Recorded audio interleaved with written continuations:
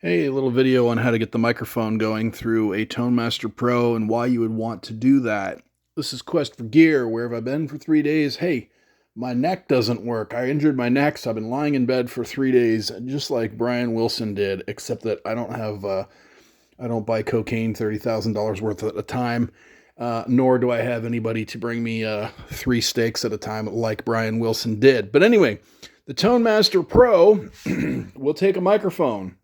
Why would you care about that? Well, because you could do the singer-songwriter thing if you wanted to. Got my trusty Shure SM57 here, plugged into the Tone Master Pro. I did get it going, but I'm going to show you from the start how I did it. Now, typically sometimes I should say, when I do my YouTube videos, I do the Scarlett 2i2, probably the most sold audio interface ever known to man in the history of audio interfaces. It's fine. My girlfriend likes to use it for her channel, so I'll just put that there for her. I'm thinking, wouldn't it be great if I could use my Tone Master Pro for my channel? I could put my microphone through it, my guitar through it, and then I could audition pedals till the cows come home, right? I'd have a little bit of EQ. I could even put some reverb on my voice if I wanted to. Wouldn't that be great? Well, it is great, and you can do it. So I've got my headphones set up here so I can hear my mic coming out. Let me just show you how I did this. So grab your professional quality microphone that takes an XLR.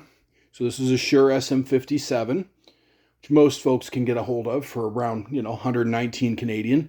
If you don't have a professional studio mic, then buy a bunch of these first. Get a bunch of SM57s. How many should you buy? If you're going to do drums, buy 2, 3, 4 of them, and then branch out and buy other mics. Then buy condenser mics. Then buy Shure SM7Bs. Then buy your Neumann clones and all that. But anyway, get yourself a Shure SM57, an XLR cable. Plug it into the back of the Fender Tone Master Pro. Here, that's where the mic goes. And then, it's not just going to magically start working for you right away. Let me go to a new preset.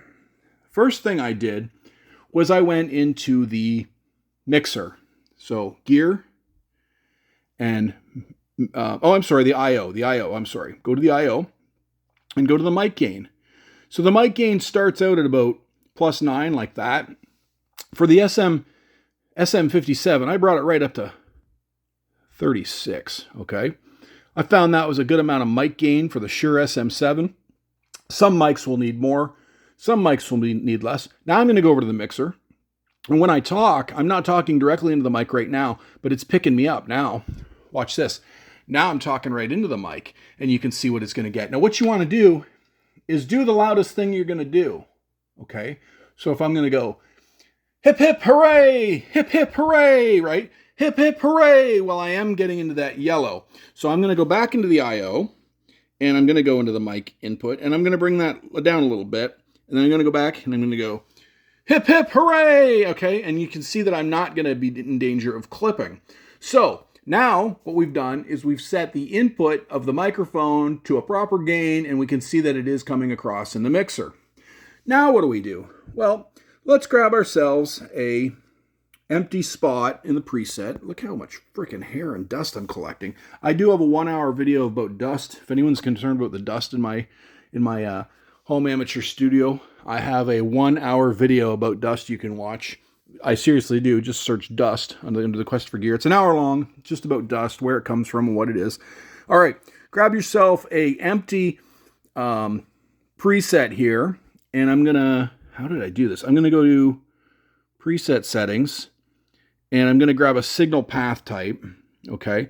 And you can just have a mic if you want just the mic, but what I wanted was like the singer-songwriter setup, which is instrument and mic in parallel. So what that does for you is now you've got the 2 block lines. The first one would be for your guitar, and the second one for your mic. Now what I decided to do is I will add a amp head, and specifically a preamp, so that I have a nice mic preamp to work with. And right out of the gate, it sounds really good. You don't actually have to tweak it if you don't want, but you could. So I'm going to you could grab a studio or a 2. I'll grab the studio preamp and confirm. And now we've got this nice studio, and I can talk through it. Hello, hello. Right? And if we go to my mixer, gear and mixer, you're going to see my mics coming through on all the channels now. I'll talk through the mic and it comes through all the channels. And I know you can't hear it because it's only going through my headphones. But the fact that you're seeing the green is proof that it's working, okay? And it sounds really good. Now I could also from here, if I wanted to do the singer-songwriter thing, or maybe just maybe I'm reading an audio ebook, or maybe I'm just doing a video such as this on YouTube, I could also add now, let's just say I want to add some reverb, effects, give me a reverb, just give me a little, I don't know, small haul, confirm.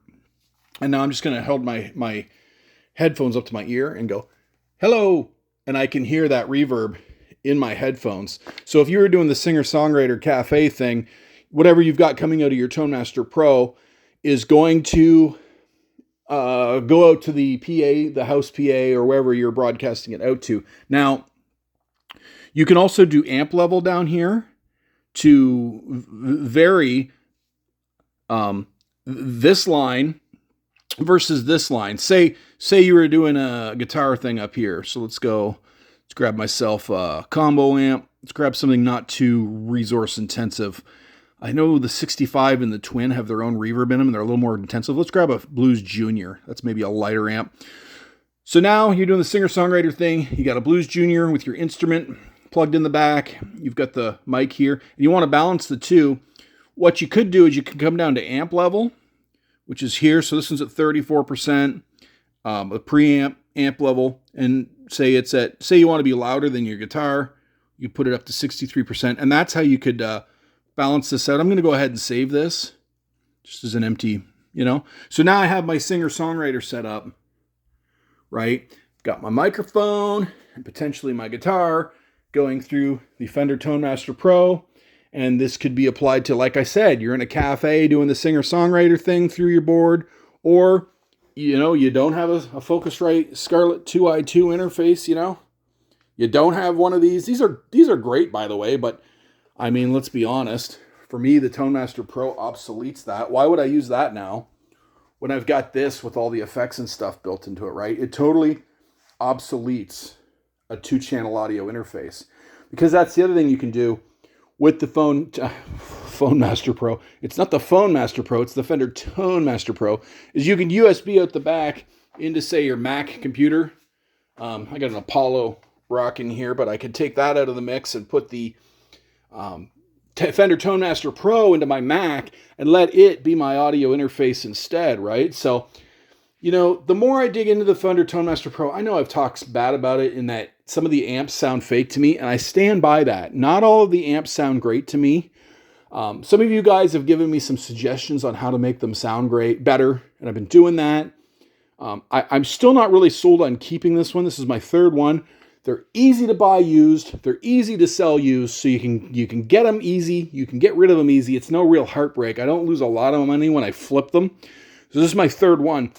So despite the fact that I will say I don't love the amp sounds or effect sounds all the way through, that's just the reality of it. I'll say the same thing about Tonex. I'll say the same thing about Line 6. I don't love all the sounds. Anyway, despite all that, the more I work with this, the more I find it brings value. It brings value in terms of it's got the looper, brings value in terms of it's an audio interface. It brings value in terms of I'm going to be able to use it to make my YouTube videos. I'm going to go ahead and, use professional mics instead of just using the phone camera, which I've done on this video. But anyway, this has been Quest for Gear, and some shout outs to some other good channels I like. This is the Quest for Gear shout out list. We're shouting out at Mike Forrester at I Love Recording for all your Tascam needs. We've got at Warheart Arts for songwriting, old school recording, mixers, music theory, technical theory. We got at Searching for Tone. What's good about his channel? He demos a lot of affordable guitars, a lot of Strats, a lot of stuff on Amazon. Just a really well-produced channel. We got GWGLUUD77, which has got some great songwriting on his channel. Keiko Effects Designs is not only design, but audio and music as well. Bioglass Music, Black Lily has a cool music video I like. Head over to their channel and check that out. 111 for great music and songwriting. Martin Parent for guitar guitar-oriented things. Sean Courtwright for guitar-oriented things and music videos and music. John Dotson for watching him learn how to play guitar and learning to play guitar along with him. Full Blast Studio, Framing the Sound, Mirage 69, Vic the Synth Guy for all your synth needs, and Heather Learns Guitar. Anyway, that's the Quest for Gear shout out set list. And you say, Quest for Gear, you dirty dog, I'm always nice to you. Why didn't you shout me out? Well, because my brain doesn't work very well, okay? Just say, look, dude, just put in the comments, say, I'm always nice to you. How come you don't shout me out? Well, because I haven't got to everybody yet. There's lots of cool people. There's too many cool people on YouTube. It's easier with the trolls because the trolls say stupid things, and then we mock the trolls, and then that's it. It's harder with the good guys and girls because there's so many of you. All right, well, this has been Quest for Gear, and I hope you've learned a thing or two about using the microphone with the Fender Tone Master Pro and why you would even want to. And again, like and subscribe my channel. And if you don't want to like and subscribe me on Quest for Gear, at least visit me over on my OnlyFans page where you will find me at Professor Peachnuts. All right, thanks very much.